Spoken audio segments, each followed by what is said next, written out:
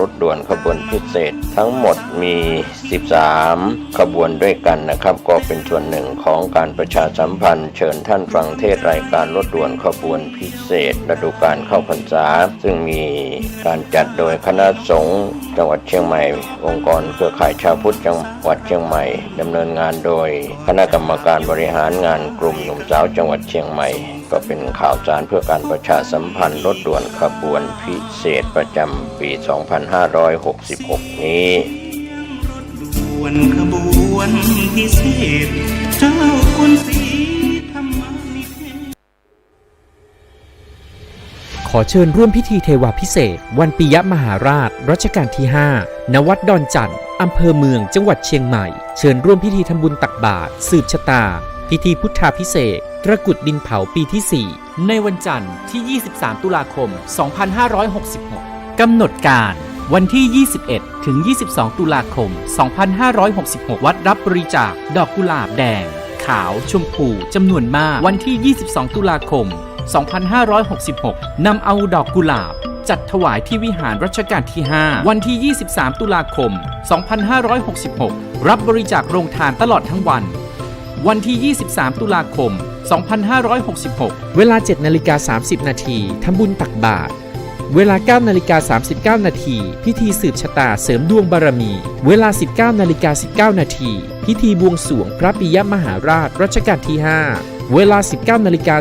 19:39 นาทีถึง 23:00 นพิธีพุทธาภิเษกตระกุดดินเผาปีที่ 4 สนใจสอบถามรายละเอียดเพิ่มเติมวัดดอนจันทร์อำเภอเมืองจังหวัดเชียงใหม่053-240-184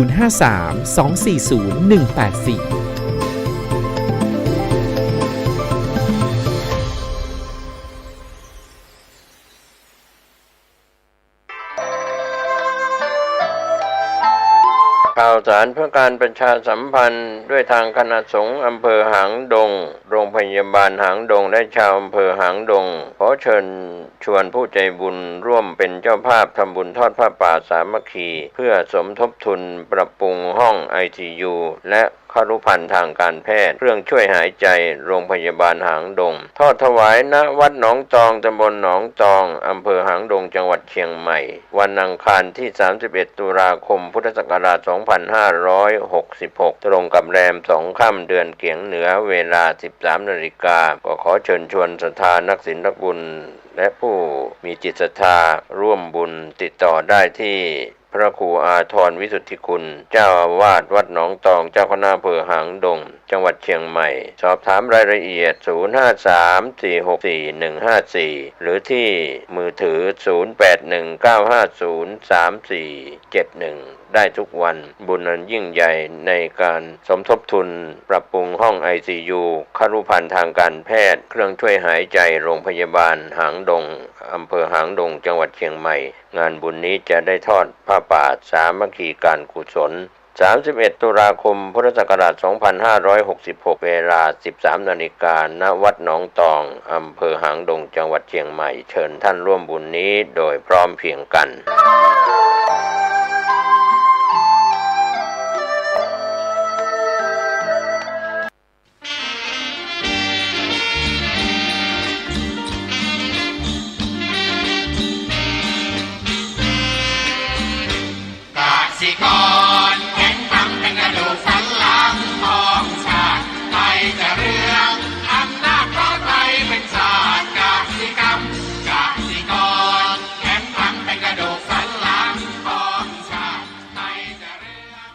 รายการต่อจากนี้ไป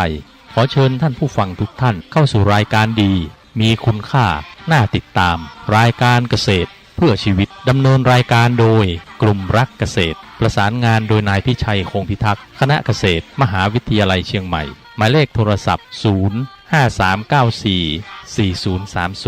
ขอเชิญทุกท่านติดตามรับฟังได้ณบัดนี้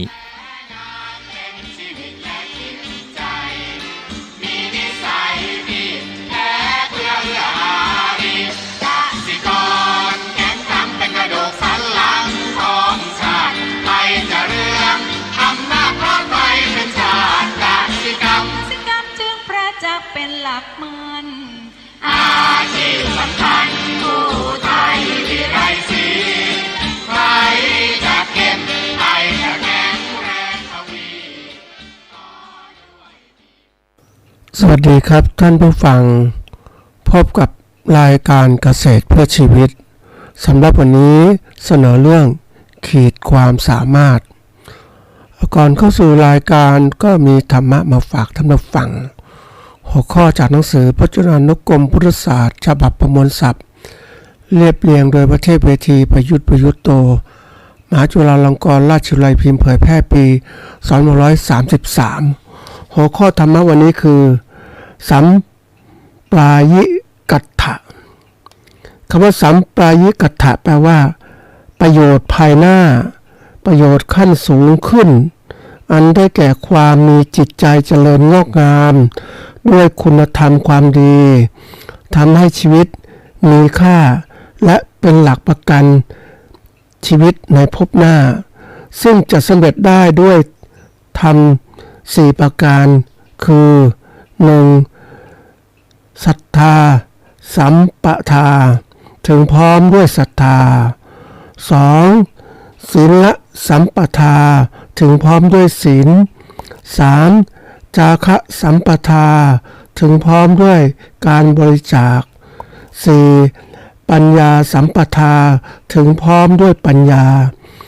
ทำ4อย่างนี้เรียกเต็มว่าสัมปรายิกัตถะสังวัตนิกะธรรมที่ยกหัวข้อนี้มาเพื่อจะเป็นต้นแบบเวลาทำอะไรคือมองด้วยว่าประโยชน์ภายหน้าประโยชน์ขั้นสูงขึ้นไปอันนี้เป็นต้นแบบในการพิจารณาของคนที่หวังจะทำอะไรแล้วแต่เนี่ยเวลาทำก็จึงบอกว่าทำอะไรแล้วแต่คนส่วนใหญ่ก็ชอบคิดเอาทำแล้วได้เห็นผลทันทีก็เหมือนกับทฤษฎีระบบที่มีตัวเขาเรียกปัจจัยนำเข้าและผ่านกระบวนการแล้วก็ปัจจัยที่เกิดและผลที่เกิดขึ้นคือผลได้นะก็คิดแค่นี้คือเอาอะไรใส่เข้าไปก็ได้ผลได้ออกมาเท่านี้แต่ว่าเรามองทฤษฎีระบบให้มันคุ้มก็คือต้องมองถึงว่ามันมีผลลัพธ์อะไรติดตามมาไหมมีผลกระทบติดตามมาไหมเนี่ยมันต้องคิดเป็นระบบอย่างนี้บางทีคนเราทำอะไรแล้วแต่เนี่ยบางครั้งทำแล้วเนี่ยผลได้มันเท่ากับทุนที่ลงไปเลยคือมันไม่ได้มีอะไรงอกงามขึ้นมามันทำแล้วได้เท่านี้ปุ๊บแต่รอเวลาสักพักหนึ่งผลลัพธ์มันตามมาอีกและผลกระทบที่ขึ้นตามมาเพราะนั้นเวลาคนจะคิดตัดสินใจทำอะไรเนี่ยก็ต้องคิดให้รอบคอบอย่าหวังเฉพาะโยชน์เฉพาะหน้าเฉพาะปัจจุบันอย่างเดียวอนาคตต้องคิดหวังอย่างนี้เพราะนั้นเวลาทำเนี่ยมันต้องทำให้ต้องมองประโยชน์ให้มันคุ้มให้มันครบระบบอย่าไปใจร้อนค่อยๆดูถ้าเราทำประโยชน์ได้ประโยชน์ที่ทำแล้วได้ผลมาทีเดียวเนี่ยก็ส่วนหนึ่งละเดี๋ยวรอผลลัพธ์ที่ตามมาเดี๋ยวรอผลกระทบที่ตามมาอีก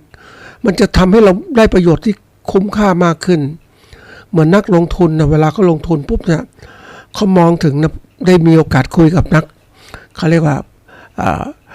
ผู้มีเงินอ่ะแล้วก็ลงทุนซื้อหุ้นทีนี้เขาซื้อหุ้นเรียกว่าหุ้นเพื่อการลงทุนนะเขามีผลตอบแทนมาเหมือนดอกเบี้ยปีเท่านี้ทีนี้มันก็มีผลที่ตามมาอีกว่าเมื่อบริษัทนี้ไปลงทุนแล้วก็มีผลก็เลยก็ปันผลเกิดขึ้นมาอีกทำเอาลงทุนแล้วได้ผลกำไรก็มาปันให้กับผู้ถือหุ้นอันนี้เขาก็ได้เขาก็เปรียบเทียบว่าถ้าเราซื้อหุ้นที่แบบว่าได้ลงเท่านี้ได้เท่านี้อย่างเดียวจบแต่ทีนี้เขาไม่ใช่เขามองว่าลงเท่านี้ได้เท่านี้แล้วก็รอปันผลอีกรออะไรต่างๆมากมายทีเดียวนี่เป็นตัวสำคัญทำให้เราต้องคิดอะไรรอบคอบการกระทำของเราก็เช่นกันเวลาทำอะไรแล้วแต่เนี่ยคือทำบุญกุศลเนี่ยใช่มันให้ผลในปัจจุบันไม่พอเราก็ทำมันให้ผลในอนาคตด้วยเป็นสิ่งสำคัญที่เราต้องหัดคิดก็เลยคิดเพื่อความรอบคอบเราไม่ใช่จะเอาคิดสั้นๆนะ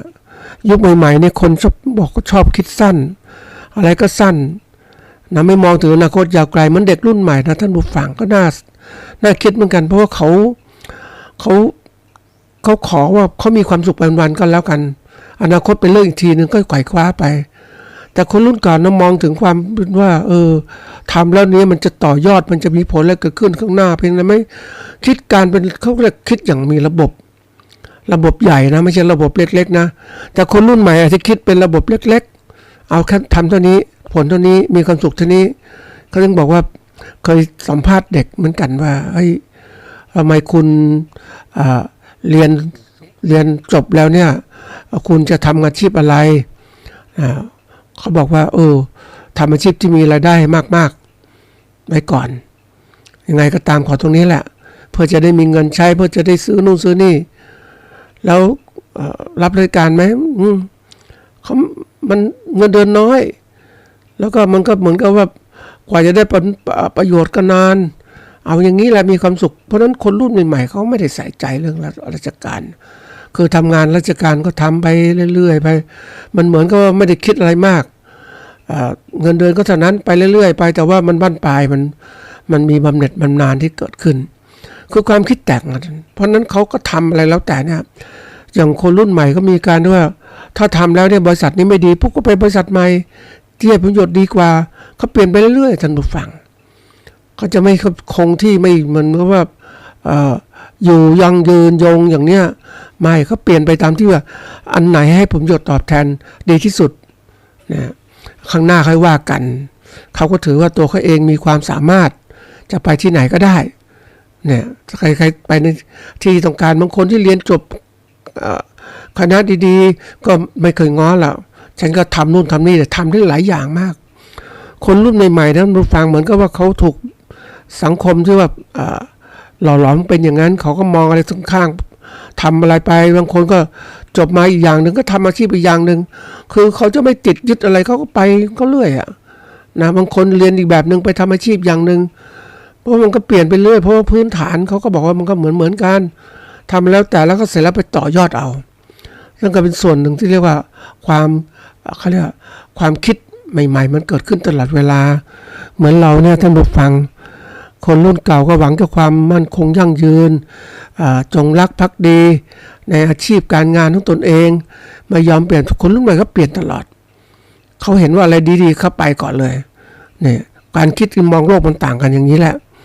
นะก็ฝากไว้เป็นข้อคิดเวลาทำอะไรชีวิตของเราจะยั่งยืนก็ต้อง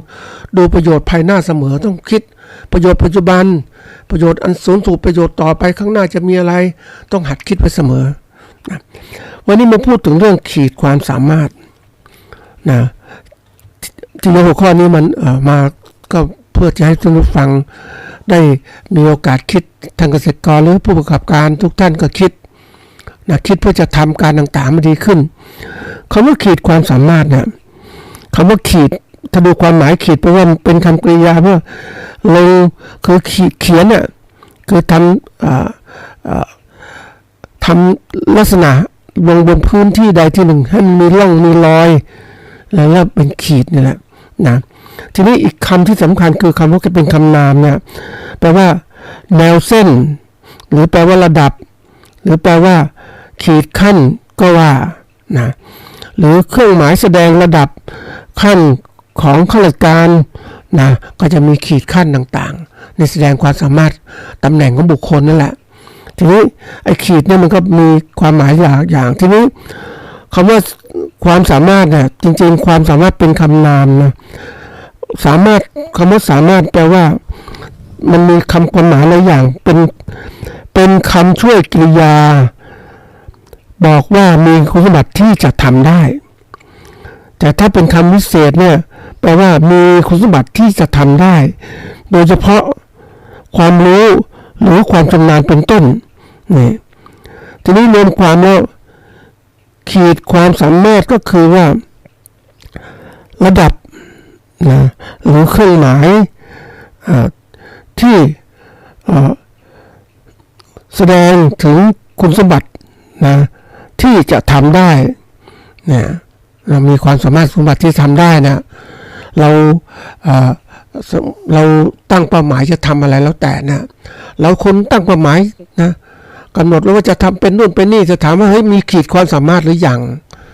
บางคนก็บอกขีดความสามารถไว้ที่หลังขอตั้งเป้าหมายไว้ก่อนมันตั้งเป้าหมายไว้เกินไปมันก็เหมือนกับ วาดฝันวิมานในอากาศแต่ถ้าเรามีความเป็นจริงประกอบด้วยมันจะทำให้เรานั้นเขาเรียกว่าวิมานที่ตั้งไว้มันไม่ล่มสลายหรือคิดเขาเรียกว่าเจดีย์ทราย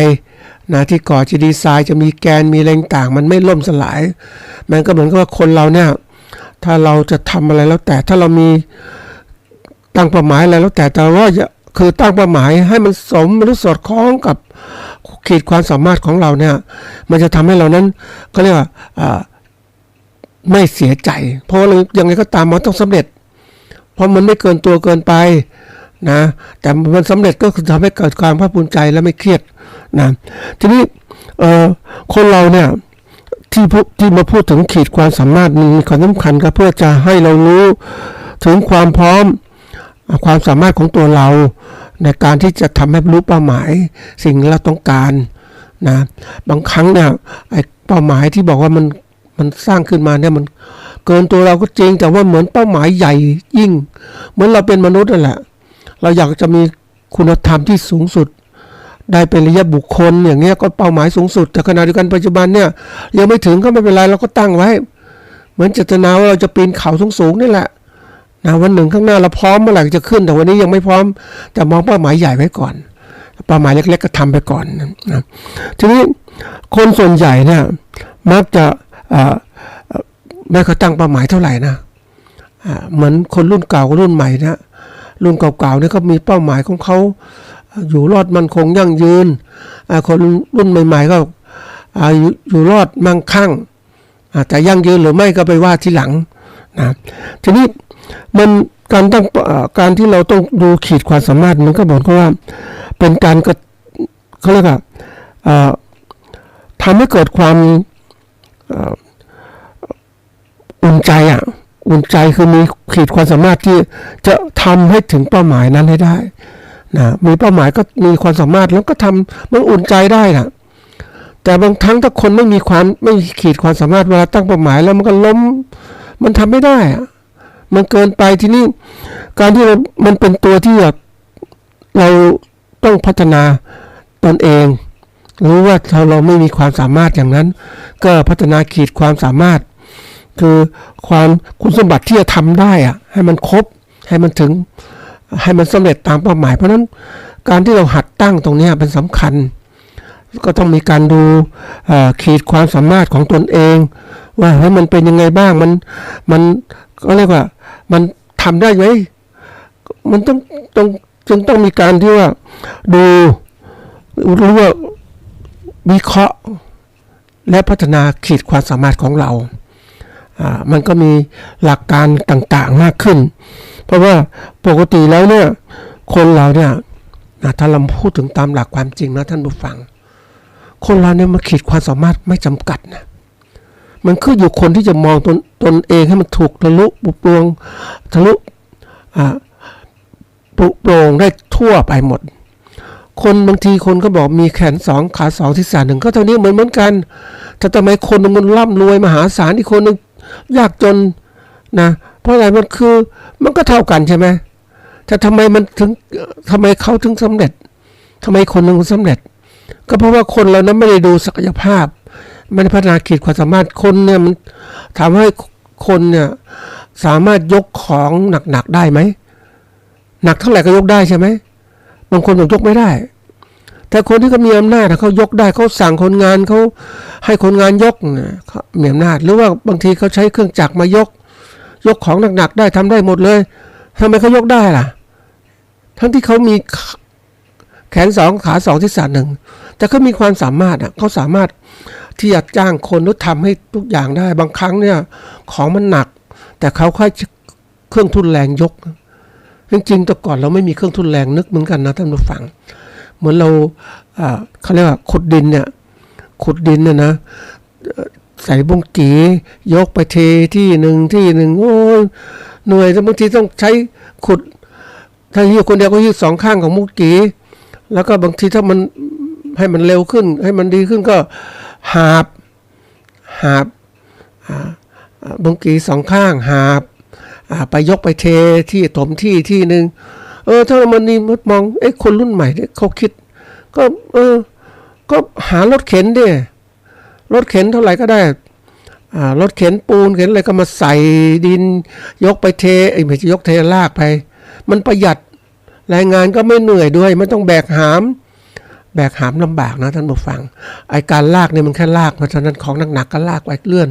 มันมีล้อเลื่อนก็ลดแรงใช่ไหมนี่คือความที่ว่าศักยภาพของคนมันมีไม่จำกัดเราเพียงแต่ว่าคนรู้จักนำศักยภาพที่สูงสุดมาใช้บางคนคิดเนี่ยเราเองถ้าเราไม่ถูกก็เรียกว่าไม่ถูกปัญหามันลุมเล้านะท่านผู้ฟังปัญหามันลุมเล้าหรือความทุกข์ที่มันลุมเล้าคนมันทำให้คนเนี่ยมันลุมเล้าปุ๊บบางคนอยากจะหาทางออกก็คนคิดต่างๆเป็นยังไงเหตุแห่งความทุกข์เป็นยังไงหรือคนบางคนอ่อนแอเนี่ยมันต้องคิดเฮ้ยทำไมเราทำไม่ได้อ่อนแอทำไมมันนั่งคนคิดมันเป็นอย่างนี้เราไม่รู้จักหาวิธีการนั้นวิธีการหาเครื่องทุนแรงมาใช้เนี่ยมันก็เริ่มคิดเลยเนี่ยมันเป็นอย่างนี้ทุกข์จะเป็นตัวทำให้เรานั้นก็เรียกว่าหาทางออกแต่ส่วนใหญ่คนเนี่ยชอบให้ทุกข์มันเกิดถึงหาทางออกแต่คนฉลาดก็บอกว่าไม่ให้ทุกข์เกิดจัดการกับปัจจัยที่เป็นทุกข์เกิดขึ้นให้หมดไปมันก็ทุกข์ไม่เกิดก็เตรียมการอย่างเราไม่อยากทุกข์ใช่ไหมเราไม่อยากจะลำบากเราไม่อยากเป็นคนจนเพราะนั้นเราก็เตรียมการไว้ก่อนเลยรีบทำมาหากินเก็บเงินเก็บทองสบายเวลาจะแก่จะเฒ่าทางไม่ได้ก็สบายไม่ต้องลำบากแล้วเพราะมีเงินกินใช้สบายนี่คือตัวอย่างเพราะฉะนั้นการมองการพัฒนาหรือการเตรียมการต่างๆนะมันต้องมองอย่างนี้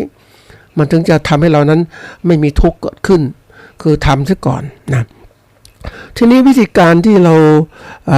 จะดูขีดความสามารถของเราเนี่ยก็เขาบอกว่าการที่เราต้องรู้จักว่าความสามารถของเราเป็นไงมันมีเขาบอกว่ามันมีหลักการอันแรกคือการวิเคราะห์ขีดความสามารถนะการวิเคราะห์ขีดความสามารถก็เป็นกระบวนการที่จะใช้ในการตรวจสอบและประเมินความสามารถและก็ความรู้ที่จำเป็นสำหรับการปฏิบัติงานหรือทำงานใดๆในองค์กรหรือตำแหน่งที่เฉพาะเจาะจงกระบวนการนี้ช่วยให้นะหน่วยงานของเราหรือตัวเรานี่แหละอย่างถ้าเป็นหน่วยงานนี่ก็สามารถที่จะเรารู้ว่าหน่วยงานเรามีอย่างนี้ปุ๊บเราก็เลือกคนที่เหมาะสมก็มาทำงานแล้วก็พัฒนาบุคลากรความสามารถในการทำงานให้มันดีขึ้นนะถ้าเป็นตัวเนี่ยก็แน่นอนก็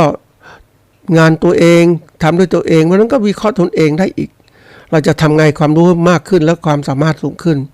การวิเคราะห์ขีดความสามารถมักจะเริ่มต้นจากการระบุอะไรระบุความสำคัญของความสามารถที่ต้องการในตำแหน่งงานนั้นๆหรือตำแหน่งนั้นๆที่จะทำการประเมินเปรียบเทียบความสามารถของคนหรือพนักงานปัจจุบันกับความสามารถที่ต้องการดังกล่าว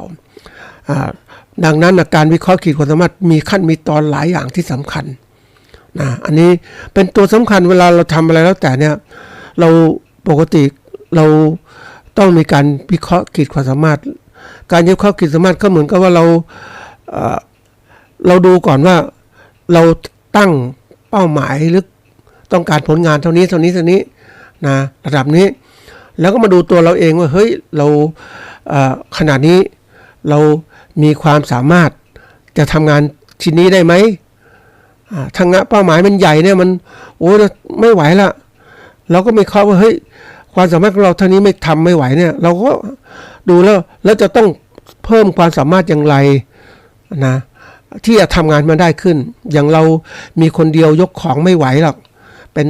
ตันเนี้ยเพราะนั้นทำยังไงดีความสามารถเรายกไม่ไหวนะเรายกแค่50-100 กิโลกรัมก็แย่แล้วถ้าเป็น1,000 กิโลกรัมไม่ไหวก็ต้องพยายามที่จะคิดหาวิธีการว่าหาคนหรือหาเครื่องไม้เครื่องมือมาช่วยยกของที่หนัก1 ตันเนี่ยอันนี้เป็นวิธีการที่เปรียบเทียบถึงการทำงานของเราว่าให้มันได้สำเร็จนั่นแหละถ้าเราไม่รู้จักวิเคราะห์อย่างนี้มันก็ทำให้เขาเรียกว่าลงมือทำก่อนเลยตั้งเป้าหมายแล้วก็ทำแล้วทำไม่ได้ก็รู้สึกท้อถอยแล้วก็เลิกอันนี้หลายคนนะท่านผู้ฟังถ้าไม่รู้จักตั้งขีดเป้าหมายในการทำเราต้องรู้จักนะทีนี้เรามีเทคนิคแล้วว่าเราต้องดูว่าอันที่หนึ่งก็ต้องประเมินว่าเราก็ต้องประมาณว่าความสำคัญของความสามารถที่เราทำเนี่ยมันเพียงพอไหมที่จะทำงานชิ้นนั้นที่กำหนดไว้ได้ไหม นะเราดูความสามารถแล้วก็ให้มันชัดเจนวิเคราะห์ว่าเราต้องการคนช่วยเท่าไหร่ต้องการแรงงานเท่าไหร่ต้องการเครื่องจักรอะไรบ้างนี่ความสำคัญของการวิเคราะห์ขีดความสามารถแล้วก็มาดูขั้นต่อมาคือการรวบรวมข้อมูลนะรวบรวมข้อมูลของสิ่งที่จะเสริมความสามารถของเราให้มันสูงขึ้นถ้าเป็นคนก็คนไหนมาช่วยเรานะถ้าเป็นเครื่องจักรแบบไหนต้นทุนสูงไหมก็ต้องมาเลือกก็มาทำแล้วพวกนี้ก็ต้องมีทักษะคือความสามารถเฉพาะอย่างนะรวบรวมข้อมูลมาจากสิ่งต่างๆเนี่ยเราก็มาดูของเราในรูปแบบการรวบรวมข้อมูลเราเก็บข้อมูลทุกอย่างเลยอย่างเราพัฒนาขีดความสามารถมันก็มีสองอย่าง3อย่างคือความรู้ทักษะความสามารถถ้าเราไม่ชำนาญก็ต้องไปฝึกเองอะไรให้มันแข็งแรงมันเก่งขึ้นมาถึงจะทำงานได้เราอยากเป็นผู้บริหารก็พยายามพัฒนาตนเองให้มันสูงขึ้นทีนี้เรารวบรวมข้อมูลเราก็เริ่มรู้แล้วว่าเป็นยังไงเหมือนเราจะทำงานธุรกิจเกษตรของเราเนี่ยโลกปัจจุบันเนี่ยมันต้องคิดให้รอบคอบว่าเฮ้ยโลกเกษตรเป็นยังไงข้อมูลเกษตรมันพอไหมว่าสมมติส่งทุกคนกำลังวันก่อนไปเห็นนะท่านผู้ฟังไปเห็นเขาทำอะโวคาโดนี่ปลูกมานานนะท่านผู้ฟังในโครงการหลวงก็ปลูกมาอะไรมาก็คนที่อยู่ใกล้ๆก็เอามาปลูก ทีนี้คนขายแรกๆเนี่ยมันขายได้กำไรดีมากเลยเพราะว่าไม่มีคู่แข่งนะไม่มีคู่แข่งทีนี้ คนที่อยากจะรวยเหมือนคนที่ปลูกอะโวคาโดก็เริ่มไปปลูกต่างคนต่างปลูกต่างคนต่างปลูกก็ไม่ได้ดูกันว่าเฮ้ยมันมีเท่าไหร่เพราะต่างคนต่างจะเก็บเป็นความลับตัวเองไม่เปิดเผยไม่ก็เลยกลายเป็นว่ามันหลายปีมันก็สะสมใช่ไหมทีนี้ปรากฏว่าปีนี้มันก็เกิดอะไรขึ้นก็คือว่าปริมาณอะโวคาโดสูงมากเลยแล้วก็มาขายกันเพราะนั้นขายได้ผู้บริโภคยิ่งมาเจอวิกฤตเศรษฐกิจก็ไม่ค่อยมีเงินซื้อเท่าไหร่ราคาก็เหมือนกับว่ามันก็ต้องลดลงเพราะว่าดีมานด์ซัพพลายอุปสงค์ประทานมันเกิดขึ้นมันก็ต้องตั้งราคาที่เหมาะสมกับราคาที่ถูกปรากฏว่ามีอะโวคาโดของเวียดนามเข้ามาอีกโอ้โหตอนนี้ไปกันใหญ่แล้วก็เลยกลายเป็นว่าเราจะทำอะไรแล้วแต่ต้องรวบรวมข้อมูลเนี่ยปัจจุบันและในอนาคตที่เกิดขึ้นผลถ้าเราวัดผลคือเรามองไปข้างหน้าว่าสมมติคนปลูกอะโวคาโดต้นได้เท่าไหร่ได้100 กิโลกรัมต่อต้นสมมติ100 กิโลกรัมต่อต้นปุ๊บเนี่ยถ้าทุกคนปลูกมัน10,000 ต้นทำไงแล้วผู้บริโภคกินอะโวคาโดคนละเท่าไหร่มันก็ต้องคิดให้มันรอบครอบข้อมูลเนี่ยมันต้องหัดรวบรวมวิเคราะห์ข้อมูลนะอันนี้เป็นตัวสำคัญรวบรวมแล้วก็ไม่วิเคราะห์ขั้นตอนต่อมาวิเคราะห์ความสามารถประเมินความสามารถของกลุ่มหรือบุคคลที่จะทำงานเนี่ยใช้เทคนิคต่างๆมาเนี่ยเขาจะทำงานได้เต็มที่ไหมได้ผลไหมนี่หัดวิเคราะห์แล้วก็ถัดมาคือเปรียบเทียบและจัดลำดับนะคือผลการวิเคราะห์ความสามารถเปรียบเทียบกับความสามารถที่ต้องการนะทั้งหมดที่ได้รวบรวมจนม้วนถึงตรงนี้แหละว่าสมมติที่บอกเมื่อกี้ว่าของ1 ตันจะยกได้อย่างไรเราก็วิเคราะห์ว่าทางความสามารถเราไม่ถึง1 คนก็ยกได้80 กิโลถ้าจะเอาคนมาช่วยยกก็ต้องเป็นคนละ80ก็สมมติว่าต้อง11 คนแต่ทีนี้11 คนเนี่ยนี่สามารถยกได้แล้วแต่ทีนี้ถ้ามองต่อไปเฮ้ยเรามีความรู้ทางเรื่องของวิทยาศาสตร์เทคโนโลยีก็เอาแทนที่11 คนมาเอาแค่เครื่องจักรมายกก็แทนได้แล้วแต่นี้มันมีโฟล์คลิฟต์ยกนะท่านผู้ฟังแต่ก่อนไม่ค่อยใช้คนยกมากนะของต่างๆเนี่ยยุคใหม่ๆการขนส่งหรือการขายสินค้าเนี่ยมันจะมีเขาเรียกมีโฟล์คลิฟต์มาช่วยยกสินค้านะยกทีเป็นหลายร้อยกิโลเอาไปวางตามชั้นเก็บของเอามาออกมาขายใช้เดี๋ยวนี้ทั้งเครื่องจักรเลยยกเครื่องนี้ยกของขึ้นรถต่างๆใช้โฟล์คลิฟต์นี่แหละนะอันนี้ก็เป็นตัวอย่างที่ว่าเรามีเขาเรียกเครื่องจักรมาช่วยนี่แหละตัวสำคัญแต่นี้ถัดมาเลยเมื่อเรา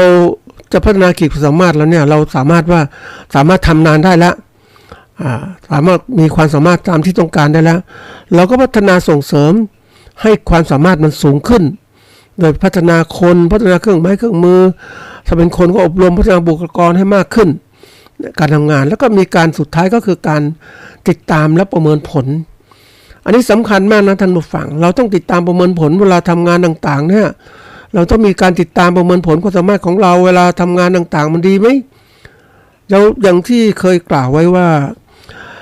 ท่านเกษตรกรหรือผู้ประกอบการเกษตรเนี่ยเราต้องติดตามประเมินผลการทำงานของเราแต่ละปีนะท่านผู้ฟังอย่างละเอียดนะไม่ใช่ว่าทำแบบคร่าวๆนะหัดวิเคราะห์ละเอียดนะว่าเราลงทุนเท่าไหร่ลงทุนเท่าไหร่แล้วมีผลได้มีอะไรบ้างลงทุนเท่าไหร่มันก็แจ้งมาว่าค่าแรงงานค่าวัสดุค่าอุปกรณ์ต่างๆค่าเครื่องไม้เครื่องมือค่าความรู้เรื่องการบริหารต่างๆเนี่ยเอามาเท่าไหร่ต้องตีเป็นตัวเงินนะต้องหัดประเมินนะแล้วเสร็จแล้วเรารู้ว่าเฮ้ยกรณีเนี่ยราคาปัจจัยการผลิตตัวไหนมันสูงแล้วก็เอามาปัจจัยต่างๆเนี่ยเอามาใช้แล้วมันได้คุ้มค่าไหมนะเพราะนั้นวิธีการที่เราจะแข่งขันต่อไปต้องลดปัจจัยราคาปัจจัยให้มันต่ำลงต้นทุนต่ำลงนั่นแหละแล้วมาดูวิเคราะห์ผลที่ได้ว่าใช้ปัจจัยเหล่านี้ผลได้ที่เกิดขึ้นการทำงานมันมากไหมมันคุ้มค่ากับการลงทุนไหมทำไงผลผลิตจะได้มากขึ้นอย่างเนี้ยนี่การวิเคราะห์ตัวมันทำให้เราสามารถจะหาทางออกเราได้ละหัดตรงนี้นะทีนี้มาถึงว่าประเมินติดตามเนี่ยการผลิตแล้วมาถึงการตลาดก็ต้องวิเคราะห์อีกในฐานะผู้ประกอบการจะทำไงกำไรสูงก็มาดูเรื่องการตลาดเดี๋ยวนี้มันมีคู่แข่งมากเหมือนยกตัวอย่างของอะโวคาโดเมื่อกี้เนี่ยคนผลิตแรกๆนู้นได้กำไรดีมากเลยเพราะไม่มีคู่แข่งเดี๋ยวนี้มีคู่แข่งมากมายทีเดียวแล้วทำยังไงล่ะจะอยู่ได้ยังไงผลิตมาเพราะนั้นวิธีการเราต้องพยายามผลิตที่ว่าอะโวคาโดสายพันธุ์ดีๆเนี่ยไปที่ต้องการตลาดคุณภาพดีคนอื่นทำไม่ได้เนี่ยมันเป็นจุดแข็งของเราละเราเมื่อแข่งขันต้องใช้วิธีการนี้ท่านผู้ฟังมันจะทำให้เราอยู่รอดได้ถ้าเรามีความสามารถแล้วก็สร้างความมั่นใจในคุณภาพสินค้าแล้วก็ความซื่อสัตย์ของผู้ผลิตของเราความมั่นใจให้เกิดขึ้น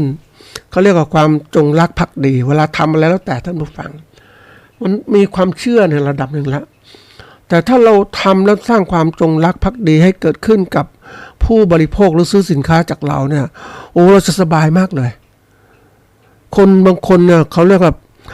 ถ้าลงทุนนะท่านผู้ฟังลงทุนสร้างแบรนด์สร้างอะไรต่างๆเนี่ยแน่นอนนั่นคือตัวอย่างให้คนรู้จักแต่ถ้าสร้างแล้วคุณภาพสินค้ามันดีปุ๊บตามแบรนด์ที่กำหนดเนี่ยมันจะช่วยขายแล้วผู้บริโภคเนี่ยเขาเรียกอะไรเห็นแบรนด์นี้ปุ๊บซื้อทันทีเนี่ยเหมือนกับไอ้เครื่องของกระเป๋าที่เขาเรียกของสินค้าหรูท่านผู้ฟังสินค้าหรูรถยนต์หรูเครื่องใช้ไฟฟ้าหรูที่แบบคุณภาพดีๆราคาแพงๆเนี่ยมันเป็นตลาดนะท่านผู้ฟังมันทำให้คนผู้บริโภคมั่นใจสินค้าและขนาดที่กันจงรักภักดีว่าฉันใส่นาฬิกาเรือนนี้นะยังไงก็ตามฉันซื้อมา10,000นี่ก็ขายได้10,000 กว่าได้สบายๆเลยนะเพราะคนมันชอบนี่คือตัวอย่างใช่ไหมการสร้างความจงรักเป็นเรื่องที่สำคัญเราทำธุรกิจใดก็ต้องพยายามทำตัวนี้แต่ส่วนใหญ่ต้องบอกนิดนึงว่าภาคเกษตรของเราเนี่ยเรามองคร่าวๆเท่านั้นเองว่าผลิตแล้วเนี่ยขายได้ไหมเท่านั้นเองราคาดีไม่ดีก็แล้วแต่ละเพราะเราไม่ได้พัฒนาอย่างอื่นก็ผลิตมันปลูกพืชเลี้ยงสัตว์ก็ขายตรงเนี้ยแต่ถ้าเรามองถึงข้างหน้าความมั่นคงเกิดขึ้นเราต้องพยายามสร้างคุณภาพสินค้าเราแล้วเราต้องมุ่งหมายว่าเฮ้ยเราจะไปขายผ่านคนนี้มันที่ขายผ่านมันก็เราทำอะไรมันก็แค่เป็นผู้ผลิตสินค้ากับบริษัทอื่นๆเขาต้องสร้างความแบรนด์ข้ามความจงรักภักดีกับแบรนด์นั้นแต่เราไม่มีใครรู้จักเราเลยเราจริงๆเราเป็นผู้ผลิตสินค้าก็จึงเกิดที่เรียกว่ามีการค้าขายจากประเภทที่ว่าสินค้าชุมชนผู้ผลิตเองขายเองเนี่ยมันเกิดขึ้นจริงๆตอนเนี้ยนะแล้วเสร็จแล้วเดี๋ยวนี้มันก็ลามมาถึงว่าเฮ้ยเกิดระบบการตลาดที่เรียกว่าขายออนไลน์ มีการขายหน้าร้านทางอินเทอร์เน็ตต่างๆมีการเขาเรียกว่าโฆษณาสินค้าขายรายวันเลยนะใครอยากซื้อติดต่อมานะก็เรียกว่าประเภทที่ว่าระบบอินเทอร์เน็ตมันพัฒนาแล้วสมาร์ทโฟนพัฒนาแล้วระบบขนส่งสินค้าพัฒนาแล้วระบบการโอนเงินจ่ายเงินพัฒนาแล้วเนี่ยมันสะดวกสบายท่านผู้ฟังบางคนเดี๋ยวนี้เขาซื้อสินค้าเขาไม่ได้อยู่ไปไหนเลยท่านผู้ฟังอยู่กับบ้านเขาก็รู้สามารถจะเลือกซื้อสินค้าได้นะก่อนเนี่ยเราก็ไม่เคยคิดนะตั้งแต่ไปเห็นคนที่เขาทำลูกน้องไปซื้อสินค้าแทนเจ้านายไปที่ตลาดก็โทรศัพท์คุยเจ้านายก็ส่องสินค้าเจ้านายดูว่านี่นะจะซื้อไหมอย่างนี้ไอ้เจ้านายที่บ้านก็เอานี่ราคาเท่านี้คือเห็นสินค้าท่านผู้ฟังแต่นี่มันระบบการเห็นก็คือผ่านทางเขาเรียกว่าทางมือถือสมาร์ทโฟนผ่านทางอินเทอร์เน็ตต่างๆมันทันสมัยมากเลยจึงเกิดระบบการค้าที่เรียกว่าการค้าออนไลน์เป็นที่นิยมมาก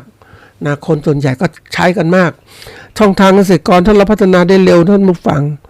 มีโอกาสที่จะขายสินค้าเรามากไม่ต้องไปผ่านพ่อค้าเดี๋ยวนี้ร้านค้าต่างๆห้างใหญ่ๆก็มีปัญหาเรื่องนี้แหละไม่ค่อยมีคนเดินไปซื้อสินค้าส่วนใหญ่คนก็ซื้อสินค้าข้างนอกทั้งนั้นไอ้คนที่ทำระบบแอปพลิเคชันนะโปรแกรมต่างๆเนี่ยนะก็รวยทีเดียวอะนะคือเขารู้ตลาดเขาสร้างตลาดในอินเทอร์เน็ตไว้ให้คนใช้บริการเขาก็ร่ำรวยอะนะไม่มีห้างร้านไม่ต้องผ่านการที่ผู้ประกอบการหรือเกษตรกรขายสินค้าก็มันขายได้เร็วก็มีช่องทางเลือกได้มากขึ้นแทนที่จะส่งให้กับพ่อค้าอย่างเดียวนี่ตัวอย่างเพราะฉะนั้นเรามาดูว่าเราจะประกอบการเกษตรข้างหน้าอย่างไรหรือเกษตรกรคนทำยังไงวันนี้มันต้องคิดแล้วคิดเพิ่มให้มากขึ้นไม่ใช่ว่าคิดแค่ธรรมดานะท่านผู้ฟังคือคิดวิเคราะห์แยกแยะแล้วก็สังเคราะห์ขึ้นมาใหม่จะทำอย่างไรนะทีนี้มาดูว่าการวิเคราะห์ขีดความสามารถในกระบวนการนะเขาบอกวิเคราะห์เนี่ยก็ต้องพยายามดูส่วนใหญ่คนมักจะดูวิเคราะห์คือตัวองค์กรหรือตัวหน่วยงานกับสิ่งแวดล้อมภายนอกหน่วยงานด้วยมีวิเคราะห์ก็เรียกว่าวิเคราะห์ขีดความสามารถโดยใช้ระบบเรียกว่า SWOT analysis เนี่ยนะก็คือจุดอ่อนวิเคราะห์จุดแข็งความแข็งแกร่งความอ่อนแอโอกาสแล้วก็ความเสี่ยงซึ่งมันจะมีทุกอย่างถ้าวิเคราะห์จุดแข็งของเราเนี่ยคุณสมบัติของเราเนี่ยในหน่วยงานหรือฟาร์มของเราเนี่ยเป็นยังไงบ้างมีความสามารถในการประกอบการธุรกิจข้างหน้าไหมคิดแล้วเรามีตัวเราเองเป็นผู้เก่งกาจไหมมีความเชี่ยวชาญไหมมีเป็นมืออาชีพไหมนี่คุณสมบัติที่เกิดขึ้นในตัวของเราเองนี่แหละแล้วก็ถัดมาคือทรัพยากรของเราเนี่ยมีมากพอไหมเนี่ยส่วนใหญ่เรามั่งดูให้ถ้าเรามากพอก็สบายเวลาลงทุนทำธุรกิจปีนี้ขาดทุนแต่ปีหน้าก็ทำได้มีทุนต่อไม่ต้องกู้เงินและผลิตภัณฑ์ของเรามีคุณภาพได้รับความนิยมไหมเนี่ยต้องคิดละนะเราดูผลที่ได้ประกอบการเป็นไงมีอะไรต่างนี่ต้องคิดแล้วนี่ถ้าเรามีความแข็งแกร่งปุ๊บก็ไปได้ดีทีนี้มาดูว่าไอ้จุดที่ตรงข้ามกันคือจุดอ่อนปัญหาความจำกัดภายในหน่วยงานของเราหรือฟาร์มของเราเป็นอย่างไรเป็นองค์กรที่เข้มแข็งไหมอย่างวันนี้ถ้าพูดถึงตามหลักนะท่านผู้จุดอ่อนของภาคเกษตรของเราก็คือว่าเรานั้นไม่มีแรงงานแล้วนะอันที่มาคือผู้ประกอบการปัจจุบันหรือเกษตรกรปัจจุบันก็อายุมากลูกหลานก็ไม่ทำการเกษตรเพราะว่าทำแล้วก็ขาดทุนก็คือผู้ที่อยู่ก็คือผู้สูงวัยได้อยู่ทำการเกษตรแต่ผิดกับบริษัทประกอบการเกษตรสมัยใหม่ที่เขาพยายามจะจ้างบุคลากรใหม่ๆมาก็รู้ว่าทำได้นะโอกาสเขารวยมากเลยเหมือนที่บริษัทผู้การเกษตรค้าเกษตรผู้สินค้าอาหารเนี่ยนะเขารวยกันหมดเขาวางแผนก็ทำมาต่างๆทั้งหมดเขารู้ว่าภาคเกษตรเนี่ยคือภาคเกษตรไม่ใช่ภาคเกษตรละเกษตรกรน่ะมีความอ่อนแอในการที่ดำเนินธุรกิจต่างๆแล้วความรู้ความสามารถของเขาเนี่ยก็จำกัดแล้วก็ความรู้ทั้งเรื่องเทคโนโลยีต่างๆก็จำกัดอีกก็เลยเขารู้จุดอ่อนของภาคเกษตรเป็นยังไงเขาก็เลยขยายธุรกิจเขาเต็มที่เลยนะแล้วถัดมาภาคเกษตรของเราก็มีจุดอ่อน นะคือเราไม่มีทรัพยากรมากมายที่ดินก็น้อยลงแล้วการถือครองที่ดินน้อยลงนะแล้วก็ไปเช่าที่ดินบ้างแล้วก็เรื่องเงินในการดำเนินธุรกิจดำเนินประกอบการทำฟาร์มนะก็น้อยอ่ะบางทีบางคนก็ต้องยืมเขามาแล้วยืมมาเนี่ยมันก็ไม่เป็นเงินนอกระบบอ่ะยืมในระบบธนาคารธกสก็ส่วนหนึ่งแล้วถูกจริงแต่ว่ามันโอ้โหมันได้น้อยไม่ทันใจก็ต้องไปกู้ยืมเงินจากในทุนในพื้นที่ก็ค่าดอกเบี้ยก็สูงอ่ะนี่คือความอ่อนแอแล้วก็ความที่ว่าการประกอบการธุรกิจนั้นไม่ค่อยมั่นคงท่านผู้ฟังเพราะภาคเกษตรเองเกษตรกรมีความสามารถในการต่อรองธุรกิจเนี่ยกับพ่อค้านี่ยากมากเลยต่อรองส่วนใหญ่แล้วเป็นเบี้ยล่างเขาก็กดราคาแล้วหมดเลยแล้วซื้อสินค้าปัจจัยผลิตก็ราคาสูงอีกแล้วผลิตมาในนี้ขายพ่อค้ากดราคายังจำไม่ลืมเลยแหมพ่อค้ากดราคามันโหดจริงๆเลยแล้วมันก็บอกเลยว่าอันนั้นตอนนั้นที่ไปขายข้าวเปลือกทั้งหมดมีโรงสีในตำบลในนี้มีไม่กี่โรงแล้วทั้งโรงก็เป็นญาติเพื่อนๆของเขากันหมดอ่ะเราขายโรงนี้ไม่ได้ไปขายโรงนึงมันก็กดราคาเรามันก็รู้เรานี่คือตัวอย่างนะท่านผู้ฟังมันลำบากอ่ะการที่เราจะยืนอยู่ได้บนภาคเกษตรเนี่ยต้องมีความสามารถในการประกอบการและต้องมีความรู้ทางธุรกิจนะจะเอาความรู้เดิมๆมาเกษตรยังพอมีพอกินไม่ต้องพูดถึงแล้วท่านผู้ฟังเดี๋ยวนี้เกษตรมันต้องเป็นนักธุรกิจจริงๆเราต้องมีความสามารถในการขายได้มีโอกาสไปพบกับผู้ที่ขายข้าวสารนะท่านผู้ฟังโอ้โหพ่อค้าคือเขารู้เลยว่าคนต้องกินข้าวอยู่แล้วน่ะไอ้ร้านค้าข้าวสารน่ะไอ้เราก็คิดมันจะมีรายได้ดียังไงวะเนี่ยแม่มันก็ยอมรับนะท่านผู้ฟังคือคนเขารู้ว่าคนต้องกินข้าวพ่อค้ารู้เพราะนั้นตลาดเนี่ยส่วนใหญ่ก็จะไปซื้อสินค้าถ้าในห้างต่างๆก็ซื้อต้องจ่ายเงินสดเราซื้อจำนวนมากๆแพ็คใหญ่ๆถึงจะขายแต่พ่อค้าในชุมชนที่เปิดร้านขายข้าวสารน่ะขายเล็กขายน้อยขายหมดอ่ะ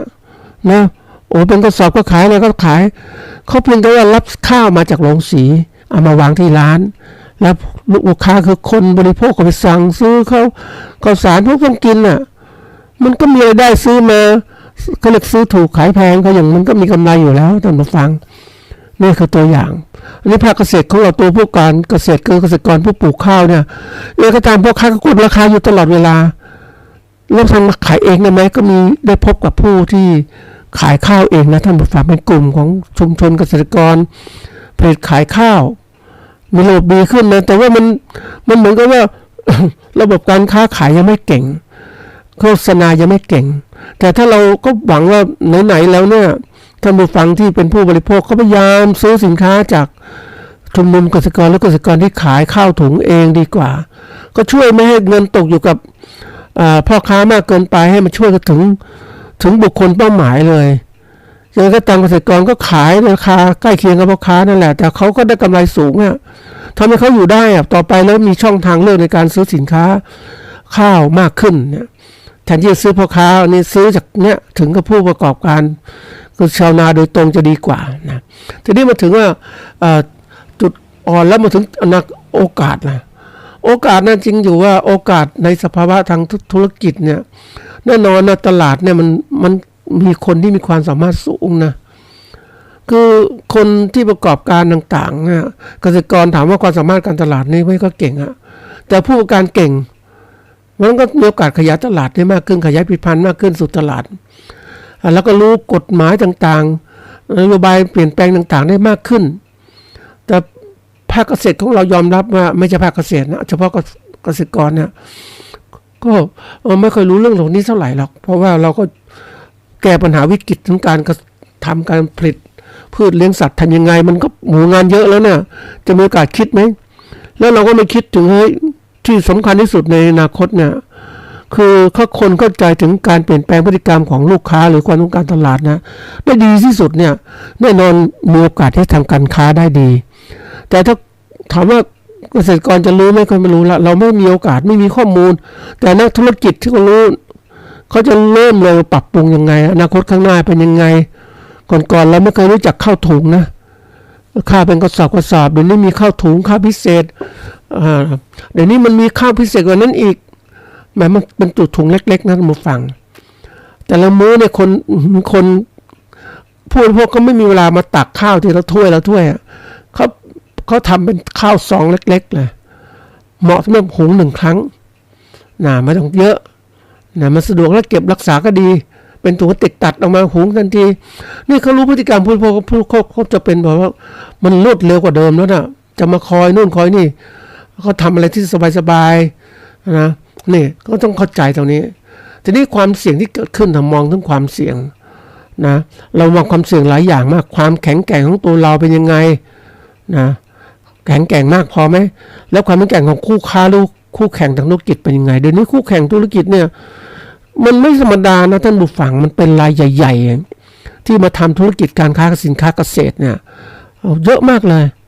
ครอบครองหมดแล้วผูกขาดได้หมดแล้วเราจะสู้ยังไงเสี่ยงไงผลิตสินค้ามาก็เขาก็กดราคาขายไม่ก็ได้เศรษฐกิจเนี่ยแน่นอนเศรษฐกิจสังคมการเมืองเปลี่ยนแปลงตลอดเวลานะการเงินต่างๆคนหาเงินลำบากเลยเนี่ยคนไม่มีเงินซื้อนะก็ลำบากเพราะฉะนั้นโอกาสเสี่ยงมากเลยเพราะว่าสิ่งแวดล้อมก็เสี่ยงมากนะท่านผู้ฟังมันไม่มั่นคงเพราะนั้นมันคงปุ๊บก็โยงมาถึงความยั่งยืนกับการประกอบการเกษตรหรือคำฟาร์มของเราการประกอบการธุรกิจเกษตรของเราเนี่ยมีปัญหามากเลยสิ่งแวดล้อมเปลี่ยนแปลงนี่ไปใหญ่เลยท่านผู้ฟังเพราะนั้นนี่คือตัวอย่างในการวิเคราะห์คร่าวๆว่าเฮ้ยเราจะไปไหวไหมเนี่ยคือหัดวิเคราะห์ตนเองนะท่านผู้ฟังเป็นตัวสำคัญมากที่จะสอนเราให้เก่งขึ้นมาแล้วถ้าเราไม่ดูเนี่ยมันก็ลำบากแล้วท่านผู้ฟังว่าเฮ้ยเราจะไปไหวไหมการรู้จักวิเคราะห์ตนเองเพื่อประเมินความรู้ความสามารถของเราเนี่ยมันมีพอไหมในการกับการต่อสู้สิ่งแวดล้อมต่างๆที่เปลี่ยนแปลงเป็นตัวสำคัญเลยการหัดประเมินบ่อยๆเนี่ยสำคัญนะท่านผู้ฟังเราเองส่วนใหญ่เนี่ยจากที่ทำเกษตรมาครอบครัวเกษตรกรถ้าไม่มีความรู้เรื่องการวิเคราะห์เหล่านี้มันก็อยู่ไปธรรมดาไปปีนี้ไม่ได้ปีหน้าก็หวังเอาจะได้ปีหน้ามาไม่ได้ก็หวังปีต่อไปไอ้ทีนี้มันชีวิตอยู่บนความหวังอะแต่หวังแล้วมันเป็นจริงอะท่านผู้ฟังมันก็หวังมันก็เหมือนกับฝันสลายแล้วจะไปทำอาชีพอื่นมันลำบากนะท่านผู้ฟังวันนี้ถึงบอกว่าอาชีพที่น่าคือก็พูดถึงว่าทุกอาชีพนะท่านผู้ฟังนะมันก็มีความทุกข์ยากลำบากแตกต่างกันแต่อาชีพเกษตรกรถามว่าลำบากเพราะยิ่งมาเจอเป็นผู้ที่รับความเสี่ยงจากทุกสิ่งทุกอย่างหมดเลยแล้วถ้าทำเองไม่ได้ผลผลิตมันก็ต้องขาดทุนนะขาดทุนแล้วไปทำอาชีพอื่นอีกได้ไหมไปขายแรงงานไหมคนก่อนเนี่ยเกษตรกรก็จะขายแรงงานในกรุงเทพนะขายเป็นก่อสร้างแล้วแต่คนจะพาไปยิงก่อสร้างตึกสูงๆก็ทำไปก็เป็นอย่างนี้แหละนะแต่ทีนี้เดี๋ยวนี้การก่อสร้างเขาใช้เครื่องจักรเครื่องมือมาช่วยแล้วมันจะใช้แรงงานมากเหมือนเดิมก็ไม่ได้ละมันเปลี่ยนแปลงหมดโลกมันเปลี่ยนนะท่านผู้ฟังเพราะนั้นถ้าเราหัดวิเคราะห์เนี่ยจะเห็นว่าความแข็งแกร่งความอ่อนแอโอกาสแล้วก็ความเสี่ยงต่างๆเนี่ยมันมีตลอดแล้วเนี่ยเราต้องหาทางแก้ของเรานะเราต้องดูให้มันชัดเจนว่าโอกาสของเราจะเป็นอย่างไรจะหวังอยู่รอดได้ไหมมันก็หวังนะท่านฟังอยากอยู่รอดนั่นแหละแต่สังเกตได้ว่าผู้ที่ทำการเกษตรส่วนใหญ่เนี่ยนะก็บนยุคเปลี่ยนผ่านนะท่านผู้ฟังถามว่าเกษตรกรที่ทำอยู่ขณะนี้ก็คือจะทำอยู่ต่อไหมก็ทำต่อนะเพราะว่าจะไม่ได้ไปทำไหนแล้วเนี่ยแต่ถามว่าลูกเกษตรกรจะทำไหมไม่ก็ทำนะท่านผู้ฟังสังเกตได้หมดเลยประมาณเกือบ80-90%ออกจากภาคเกษตรหมดเลยเพราะว่าเจอภาวะความยากลำบากแล้วการประกอบการเกษตรก็ยากลำบากกว่าเดิมเพราะปัญหาต่างๆมีมากนะเราถูกระบบของการทุนนิยมมันครอบงำหมดแล้วระบบกฎหมายต่างๆที่เกื้อกูลกับผู้ประกอบการรายใหญ่มันมีมากกว่าไม่มีใครมาดูแลของเรานะทีนี้มาถึงว่าเรารู้วิเคราะห์แล้วเนี่ยเราก็ดูการพัฒนาขีดความสามารถของเราอย่างว่าขีดความสามารถคือแน่นอนว่าเราต้องการมีคุณสมบัติที่จะทำงานได้นะในอาชีพของเรานะเราดูว่าเป็นยังไงบ้าง ตัวที่หนึ่งก็คือว่ามาดูตนเองซะก่อนว่าเรามีความสามารถมีความรู้ความสามารถที่จะทำงานให้ตามเป้าหมายไหม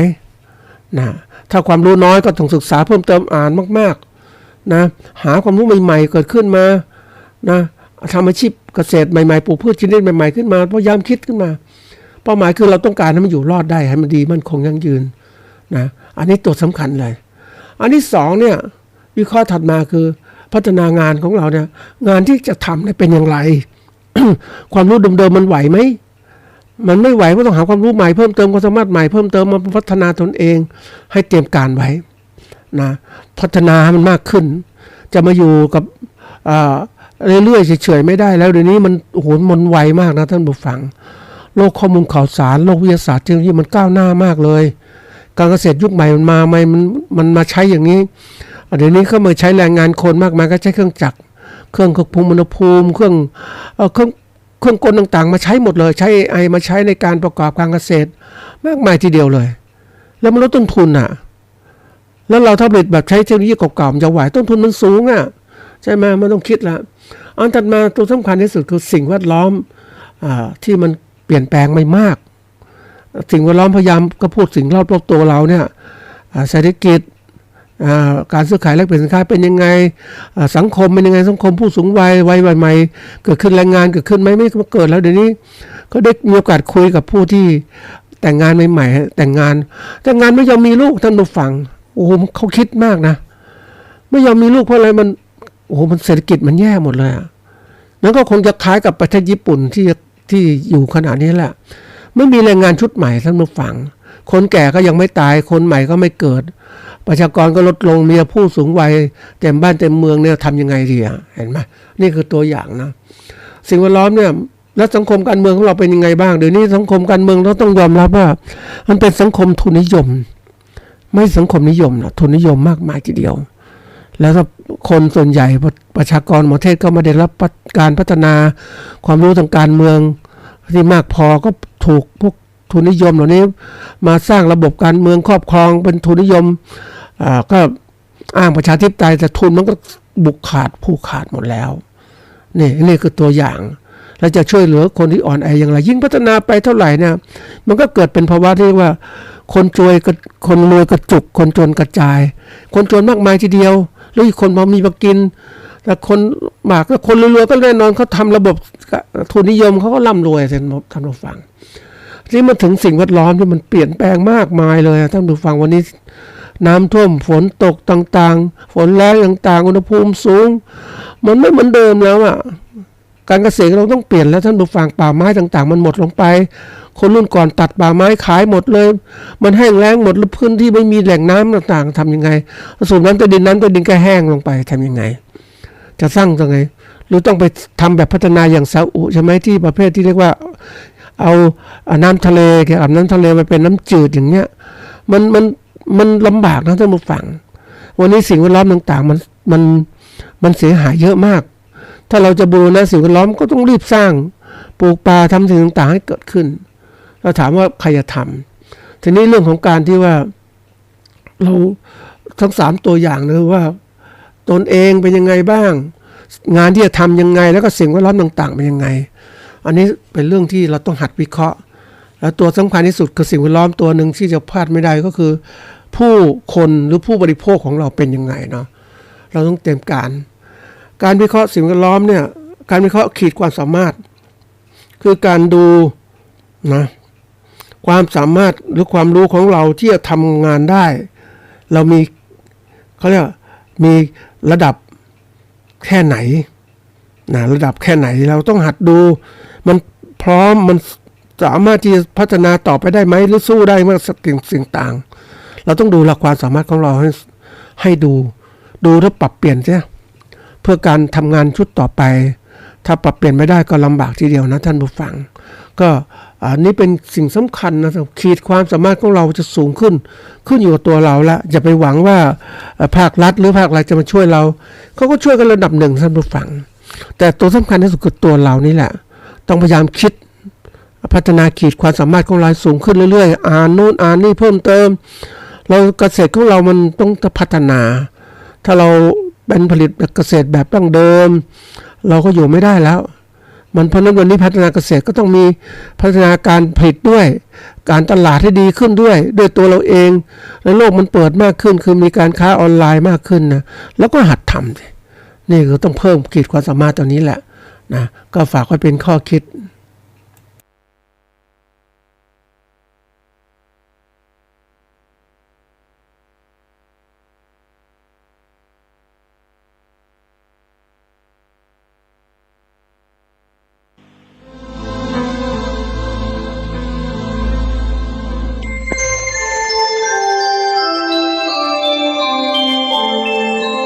ขณะนี้ท่านกำลังฟังสถานีวิทยุกระจายเสียง FM 104.5 เมกะเฮิรตซ์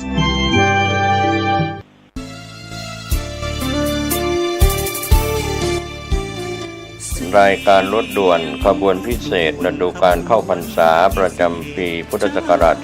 2566 จัดโดยคณะสงฆ์จังหวัดเชียงใหม่กำหนดการดังนี้วันเสาร์ที่ 14 ตุลาคม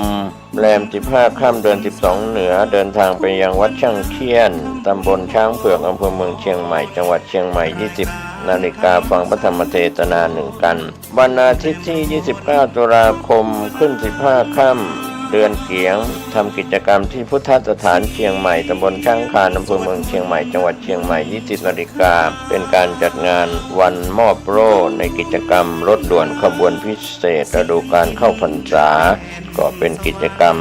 ที่เชิญชวนผู้ใจบุญใจกุศลได้ร่วม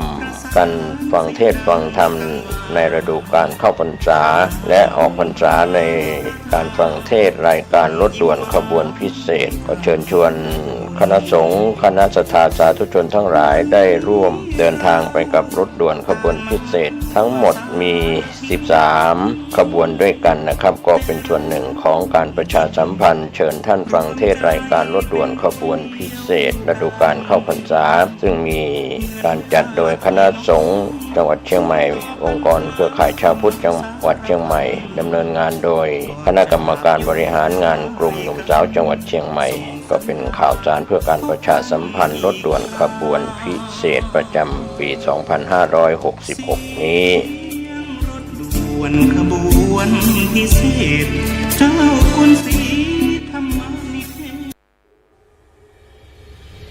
ขอเชิญร่วมพิธีเทวาพิเศษกวันปิยมหาราชรัชกาลที่ 5 ณ วัดดอนจันทร์อำเภอเมืองจังหวัดเชียงใหม่เชิญร่วมพิธีทำบุญตักบาตรสืบชะตาพิธีพุทธาภิเษกตระกุดดินเผาปีที่ 4 ในวันจันทร์ที่ 23 ตุลาคม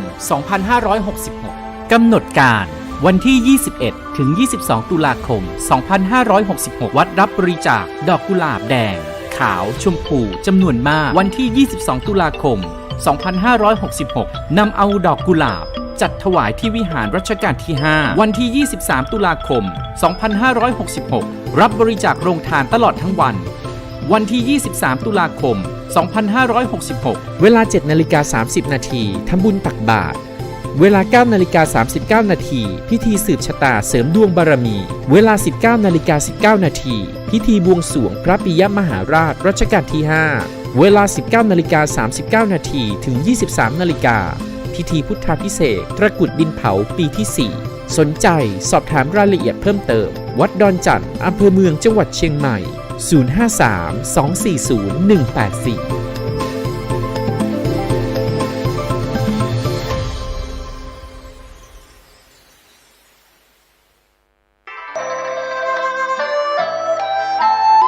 ข่าวสารเพื่อการประชาสัมพันธ์ด้วยทางคณะสงฆ์อำเภอหางดงโรงพยาบาลหางดงและชาวอำเภอหางดงขอเชิญชวนผู้ใจบุญร่วมเป็นเจ้าภาพทำบุญทอดผ้าป่าสามัคคีเพื่อสมทบทุนปรับปรุงห้อง ICU และครุภัณฑ์ทางการแพทย์เครื่องช่วยหายใจโรงพยาบาลหางดงทอดถวายณวัดหนองตองตำบลหนองตองอำเภอหางดงจังหวัดเชียงใหม่วันอังคารที่ 31 ตุลาคมพุทธศักราช 2566 ตรงกับแรม 2 ค่ำเดือนเกียงเหนือเวลา 13 นาฬิกาก็ขอเชิญชวนศรัทธานักศีลนักบุญและผู้มีจิตศรัทธาร่วมบุญติดต่อได้ที่พ พระครูอาทรวิสุทธิคุณเจ้าอาวาสวัดหนองตองเจ้าคณะอำเภอหางดงจังหวัดเชียงใหม่สอบถามรายละเอียด053-464-154หรือที่มือถือ0819503471ได้ทุกวันบุญนั้นยิ่งใหญ่ในการสมทบทุนปรับปรุงห้อง ICU ครุภัณฑ์ทางการแพทย์เครื่องช่วยหายใจโรงพยาบาลหางดงอำเภอหางดงจังหวัดเชียงใหม่งานบุญนี้จะได้ทอดผ้าป่าสามัคคีการกุศล31 ตุลาคม พุทธศักราช 2566 เวลา 13 นาฬิกา ณ วัดหนองตอง อำเภอหางดง จังหวัดเชียงใหม่ เชิญท่านร่วมบุญนี้โดยพร้อมเพรียงกัน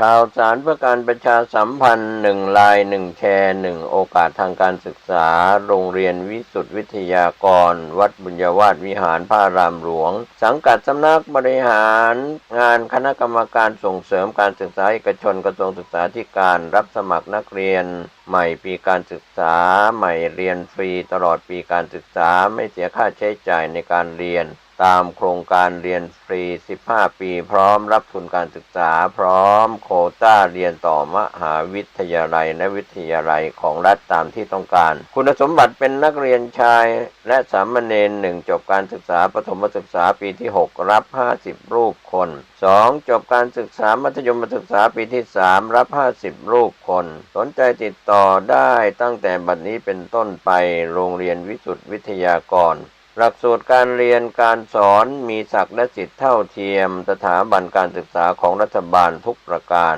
ติดต่อสอบถามรายละเอียดเพิ่มเติมได้ที่พระครูวิบูลย์ปริยัตยากรผู้อำนวยการเลขที่39ถนนพหลโยธินตำบลหัวเวียงอำเภอเมืองลำปางจังหวัดลำปางรหัสไปรษณีย์52000ติดต่อโทรศัพท์054-217-526เบอร์โทรศัพท์054-217-526ได้ในวันเวลาราชการ